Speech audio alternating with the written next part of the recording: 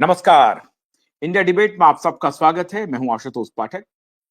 मित्रों, मुंबई के पूर्व पुलिस कमिश्नर परमबीर सिंह और उसके बाद के कमिश्नर विवेक फंसलकर बुरी तरह से जांच के घेरे में आने वाले हैं।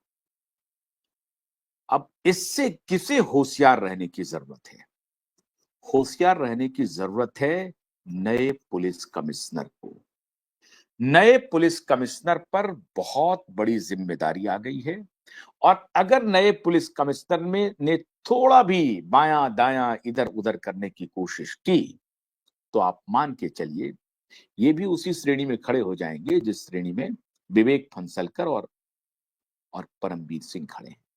हमारे साथ जुड़ रहे हैं नीलेश ओझा जी। बहुत बहुत स्वागत है एडवोकेट नीलेश ओझा जी। नीलेश जी, मैंने जो ये बयान दिया है कोई अतिशयोक्ति तो नहीं है? कुछ ज्यादा तो नहीं कह दिया? हाँ, अतिशयोक्ति ही है आपकी। अच्छा, देखिए, उद्धव ठाकरे के खिलाफ में, आदित्य ठाकरे के खिलाफ में परमवीर सिंह एक वन ऑफ द विटनेस है ना। उन्होंने तो कह दिया ना कि इन्होंने दोनों ने मुझ पर दबाव लाया था सचिन वाजे को अरेस्टेड करने के लिए। तो परमवीर सिंह के गवाही पे इनको दोनों को उम्र कैद की, आजीवन कारावास की सजा की कार्रवाई हो सकती है। तो थोड़ा देर के लिए परमवीर सिंह को थोड़ा देर के लिए बाजू में रख दीजिए। अच्छा, हाँ, अब आते हैं विवेक फंसलकर। विवेक फंसलकर साहब के पास में कोई एस्केप रूट है नहीं। एक तो रिटायर्ड हो चुके हैं, लेकिन दूसरा केस कैसा है उनका कि जब उनके पास में सतीश साल्यान के तरफ से राइटिंग में गैंगरेप और मर्डर का कंप्लेंट दिया गया, इसके पहले दूसरा भी एक गैंगरेप और मर्डर का कंप्लेंट दिया इसी मैटर, तो उन्होंने एफआईआर रजिस्टर नहीं किया। और एफआईआर रजिस्टर नहीं करना ये अपने आप में आईपीसी 166 ए का ऑफेंस है। उसके लिए विवेक फंसलकर जोशी जो है, जो भी है वो, उनका पूरा नाम मुझे ये है, तो वो उसके तहत प्रोसिक्यूशन के कार्रवाई के हकदार है। उसमें Maharashtra police act subsection 145 subsection 2 और 166 भी लगता है, और भी कई सेक्शन है। दूसरा, अभी जो हाईकोर्ट ने नोटिस निकाला है, मतलब ऑर्डर दिया है स्टेट को रिप्लाई देने के लिए, तो उसमें तो स्पेसिफिक आरोप है ना कि 2 बार हम मिलने गए, राइटिंग में रिप्रेजेंटेशन दिया, कंप्लेंट जो दिया, कंप्लेंट में सुप्रीम कोर्ट का, बॉम्बे हाईकोर्ट का जजमेंट लिखा हुआ है। उसमें क्लियर लिखा हुआ है कि तुम्हारे पास में कोई ऑप्शन नहीं है, एफआईआर रजिस्टर करो। अगर इन्वेस्टिगेशन में अगर तुमको लगता है कंप्लेंट गलत है तो कंप्लेनेंट पे कार्रवाई करो, बट तुम उसके एफआईआर के पहले इंक्वायरी नहीं कर सकते। कल हाईकोर्ट बार बार उनको वही रिपीट कर रहा, पहले ये बताओ आपने एफआईआर रजिस्टर किया नहीं तो इन्वेस्टिगेशन क्या करो? क्या देख रहे हो इतनी दिन से? मतलब ये कंप्लेंट है 12 जनवरी 2024 की, उसमें आज तक एफआईआर रजिस्टर नहीं हो रहा है रशीद खान पठान का जो कंप्लेंट है। तो और दूसरी कंप्लेंट है इनकी सतीश साल्यान जी की, इसमें अभी 1.5 महीना होता है, तुम आज तक एफआईआर नहीं कर रहे, तुम्हारे पास टाइम ही नहीं है इंक्वायरी का। तो ये जो है, और ठीक है एफआईआर तो नहीं कर रहे, तुम इन्वेस्टिगेशन कौन से सेक्शन में कर रहे बताओ? जो बॉम्बे हाईकोर्ट का जजमेंट है उसमें प्रिया गांवकर में क्या किया, अच्छा हो गया आपने विषय निकाला, एक बहुत इंपॉर्टेंट विषय उसका। ये ऐसे ही जो आरोपी को बचाने के मंशा रखने वाले जो भी अधिकारी है, इन्होंने क्या किया, कंप्लेंट लिया, इंक्वायरी किया, बोले साहब कंप्लेंट झूठा है, केस क्लोज। आपका ये हैंग हो रहा है क्या? नहीं नहीं नहीं नहीं, आप बोलते जाइए, मैं सुन रहा हूं। बिल्कुल भी हैंग नहीं हो रहा है आशुतोष जी।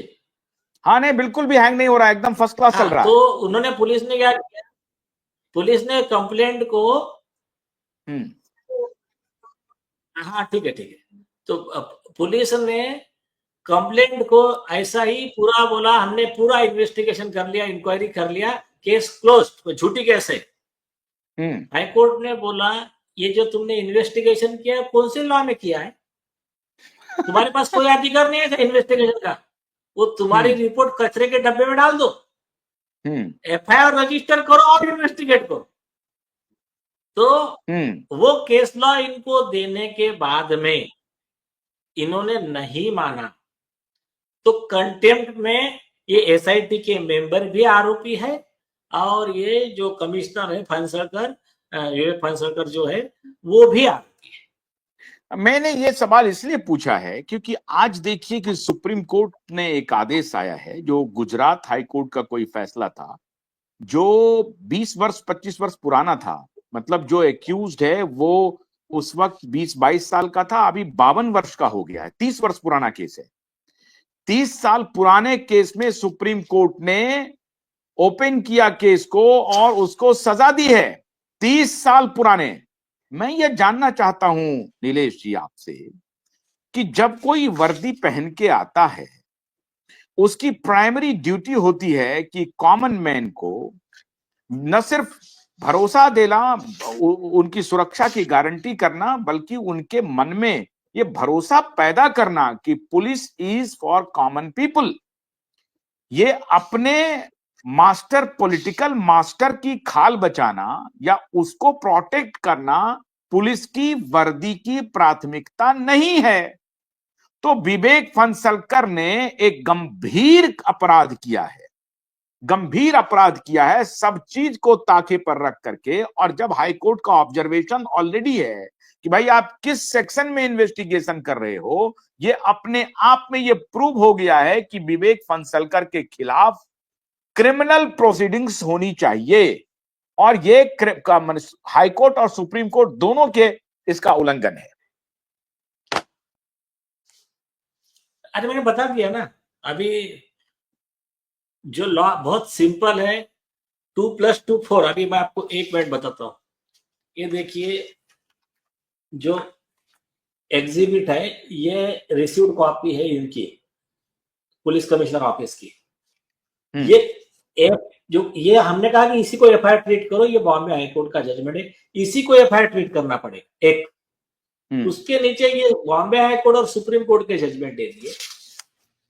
यहाँ पर क्लियर लिखा है आपको कोई अधिकार नहीं है बिना एफआईआर के इन्वेस्टिगेशन करने का। इससे ज्यादा क्या बोलेंगे? अभी ये कोर्ट को बताएं कि इनको बॉम्बे हाईकोर्ट और सुप्रीम कोर्ट का लॉ इन पे लागू नहीं पड़ता है, ये इंडिया में है नहीं है, ये इनका ज्यूरिडिक्शन स्कॉटलैंड यार्ड में आता है या कहाँ आता है, बताइए लोग अभी। और क्या है, इससे ज्यादा क्या बोले हमें?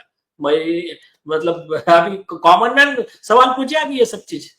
हाँ नहीं, ये कॉमन मैन का ही सवाल है, कॉमन मैन का ही सवाल। मैं उन कॉमन मैन का सवाल वॉइस ऑफ वॉइसलेस हूं ना, तो मैं आपके सामने ये सवाल रख रहा हूं कि परमबीर सिंह ने जो अपराध किया, एक तो क्राइम में किस हद तक शामिल था मुझे नहीं मालूम, किस हद तक उन्होंने, लेकिन कवर अप जो किया ये तो सबके सामने आ गया है कि कवर अप करने का पूरी जिम्मेदारी परमबीर सिंह पर है। अब हालांकि परमबीर सिंह कह रहे हैं कि सचिन वाजे को रीइंस्टेट उन्होंने उनके दबाव में किया, भले ही मेरा सिग्नेचर है जो कि ऑफिशियली मैं हूं, उनका बॉस हूं, तो भले मेरा सिग्नेचर चलेगा, लेकिन ये बाप बेटे के कहने पर हुआ है और इसकी जानकारी शरद पवार साहब को भी है।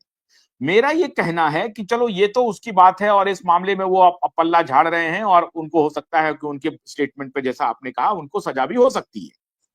विवेक फणसलकर ने तो ब्रॉड डे लाइट में उल्लंघन किया है। तो परमबीर और विवेक फणसलकर क्या दोनों बराबर हैं या फणसलकर 4 कदम आगे निकल गए?